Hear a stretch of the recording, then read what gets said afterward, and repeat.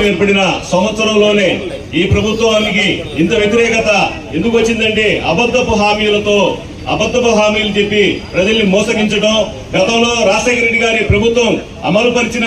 కార్యక్రమాలని ప్రజలు నెమరు వేసుకోవడం, మరియు మా ముస్లిం కుటుంబాలకి ఈ రోజు వాళ్ళ కుటుంబాలు లబ్ధి పొందిన వాళ్ళు జీవితాంతం గుర్తుపెట్టుకునే విధంగా ఏదైనా సహాయం చేస్తే వాళ్ళు కొంతకాలమే అనుభవించే అవకాశం ఉంటుంది. మనం విద్యాపరంగా ఆర్థికంగా వెనుకబడినటువంటి ముస్లిం సమాజానికి 4% విద్యా వైద్యంలో మాకు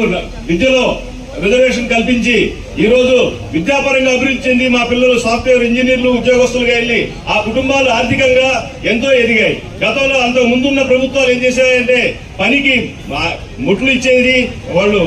పని ముట్లు ఇచ్చేది, అట్లా ప్రోత్సహించి లోన్లు ఇచ్చేది, వాళ్ళకి అరాకొరా నిధులతోనే వాళ్ళ జీవితాలు వెట్టి చాకిరిలో మగ్గిపోతుండే అవకాశం ఉండేది. అటువంటి రాజశేఖర రెడ్డి గారు మాకు అవకాశం కల్పించినందువల్ల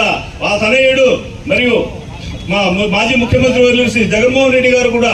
18,500 అని చెప్పేసి వెనుకబడిన ముస్లిం బీసీ మహిళలకు అకౌంట్లోకి వేసి ఆర్థికంగా తోడ్పాటును అందించారు. మరియు కార్పొరేట్ విద్యను అందించే విధంగా స్కూళ్లను తీర్చిదిద్ది మాకందరూ కూడా అవకాశాలు కల్పించి ఈ రాష్ట్రంలో ప్రజలందరూ సంక్షేమం